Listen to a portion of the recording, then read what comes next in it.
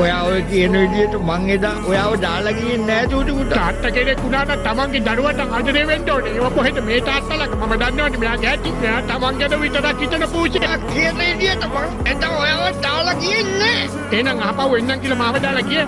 කොහොම ආවද ආපහු? ඔව්. මං ආවා. ඒත් ආයතන හිටි. අනේ මේ කටවහ ගන්න. දැන් මෙතන බොරුවට කෙබරයක් ගොටනවා. රවට්ටන්න මාව මෙතන ආයි. නෑ.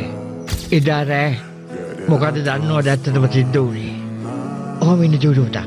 මයික් මෙතන එන්න.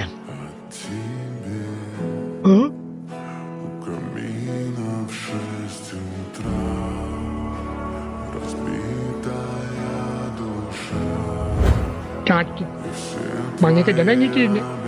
මට හිතා ගන්න පුළුවන්. ඉතින් ඊට පස්සේ වටවට එන්න තිබුණානේ.